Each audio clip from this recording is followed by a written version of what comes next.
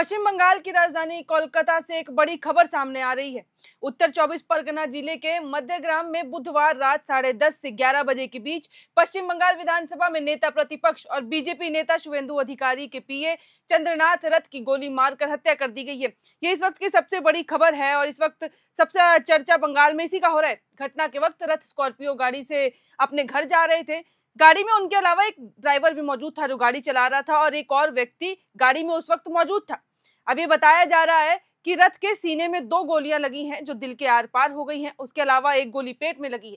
हमले में रथ के ड्राइवर और एक अन्य को भी दाहिने हाथ, पेट और छाती में गोली लगी है, जिसकी वजह से वो गंभीर रूप से घायल है और उनका इलाज फिलहाल चल रहा है। उन सब में भाजपा ने अब ये जो पूरा घटना हुआ है, जो पूरा मामला हुआ है, भाजपा ने टीएमसी पर रथ की हत्या का आरोप लगा दिया है। उनका कहना है कि ये टीएमसी की साजिश है। आपको बता दूं कि मध्यग्राम फायरिंग के चश्मदीद ने बताया है कि गोलियां बिल्कुल करीब से चलाई गई थी। उन्होंने 2 राउंड गोलियों की आवाज भी सुनी और ये घटना लगभग 10:30 से 11 बजे के बीच हुई थी। ये घटना अस्पताल से 200-300 मीटर की दूरी पर थी, जिसके कारण ड्राइवर को और पीएस को अस्पताल पहुंचा दिया गया। अब लोगों ने घायल को अस्पताल पहुंचाया और कार के ड्राइवर को भी गोली लगी थी। यहाँ तक कि इसके अलावा और स्थानीय लोग जो वहां मौजूद थे, उनका कहना है कि जैसे ही चंद्र की कार मेरी कार के पास गुजरी, वह अचानक बीच रास्ते में ही रुक गई और बाइक पर सवार एक व्यक्ति आया और कार के बाइक पर गोलीबारी करके वहां से भाग गया।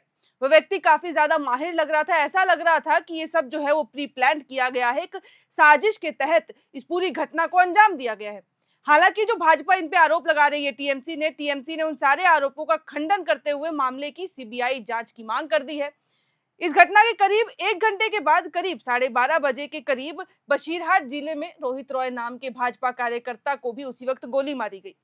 उसकी हालत भी गंभीर है और इलाज जारी है।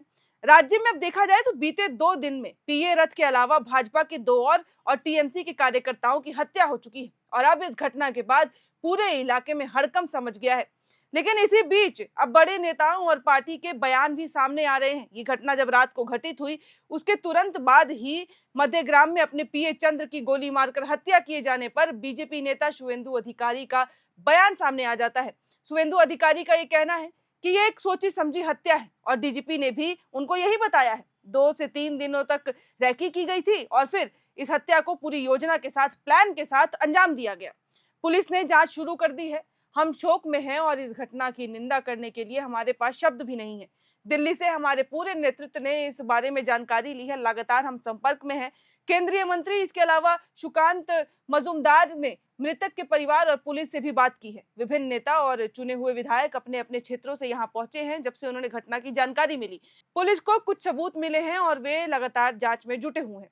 उन्होंने कहा कि ये 15 साल के महाजंगल राज का नतीजा है। बीजेपी यहाँ गुंडों को खत्म करने का काम शुरू कर देगी। तो जिस तरीके से घटना हुई है, शुवेंदु अधिकारी ने साफ कहा है कि ये टीएमसी की एक साजिश है। हालांकि शुवेंदु अधिकारी के अलावा और भी कुछ नेता हैं जो जिनके बयान जो है सामने आए हैं, जैसे कि केंद्रीय मंत्री सुकांत मजूमदार ने भी इस पूरी घटना पे जो है अपना दुख इस पूरी घटना पे जो है वो अपना दुख जो है वो बताया है। उन्होंने कहा है कि पुलिस मामले की जांच कर रही है और डीजीपी ने भी उनको बताया है कि जांच में काफी ज्यादा डेवलपमेंट हुई है, किसी को भी बख्शा नहीं जाएगा और कानूनी प्रक्रिया के जरिए सभी को सजा दिलाई जाएगी। रिपोर्ट के अनुसार 5 गोलियां चलाई गई थी। पहले पोस्टमार्टम की प्रक्रिया पूरी हो जाने दीजिए, फिर हम आपको डिटेल से बताएंगे कि आखिर हुआ क्या। तो ये कुछ जो है वो बयान सामने आ रहे हैं और इनके अलावा बीजेपी नेता शुवेंदु अधिकारी ने तो एक साफ कह ही दिया है कि ये एक सोची समझी साजिश के तहत किया गया है। डीजीपी ने भी उनको कई जानकारियां दी हैं कि ये पूरी तरीके से प्लान था। तो बंगाल में जो ये पूरी घटना हो रही है, देखा जाए तो लगातार जब से चुनाव का जो ये नतीजा आया था उसके बाद से ये हिंसा बढ़ती ही नजर आई है और अब इस तरीके की घटना होना ये साफ बताता है कि किस तरीके से शुवेंदु अधिकारी के ऊपर डायरेक्ट ये हमला करने की कोशिश है एक तरीके से। इसके अलावा बीजेपी नेता अग्निमित्र पॉल ने भी अपना बयान जारी किया है। उन्होंने कहा है कि ये शायद भवानीपुर में ममता बनर्जी की हार का नतीजा है। सीसीटीवी फुटेज की अभी जांच की जा रही है। चंद्र एक भरोसेमंद इंसान थे। वे नेता प्रतिपक्ष के दफ्तर के सारे कामकाज देखते थे। हमारे विधायकों के लिए वो भाई जैसे थे और कई तरह के दूसरे काम भी वो संभालते थे।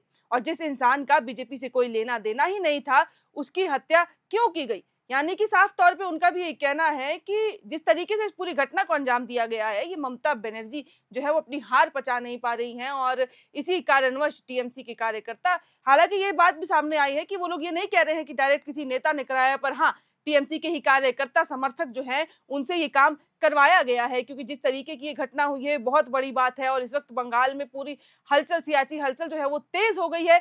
क्योंकि किसी नेता के, खास तौर पे अगर मैं बात करूं तो शुवेंदु अधिकारी, जिन्होंने ममता बनर्जी को, जिन्होंने टीएमसी के प्रमुख और बंगाल के मुख्यमंत्री को हराया है, अगर उनके साथ, उनके पीए के साथ ऐसी किसी वारदात को अंजाम दिया गया है तो कहीं ना कहीं एक बहुत बड़ी बात है। और इसी तरीके से अब डीजीपी ने, पुलिस ने ये बयान जारी करते हुए कह दिया है कि लगातार जांच जारी है और कुछ ही टाइम में वो पता लगा देंगे कि आखिरकार वो व्यक्ति कौन थे जिन्होंने इस तरीके से फायरिंग की। क्योंकि उनका कहना है कि अभी तक जो साक्ष्य मिले हैं, जो घटना पे हुआ और जो लोग मौजूद थे, लोकल जिन्होंने इसे देखा है, या फिर जो कुछ भी जानकारी है, कार की जांच की जा रही है जिसके अंदर वो मौजूद थे पीए, और उसके अलावा जो उनके डॉक्यूमेंट्स थे, दस्तावेज जितने भी वो कैरी करके चल रहे थे, उस सब की जांच की जा रही है कि कहीं उसके साथ तो कोई छेड़खानी नहीं हुई है।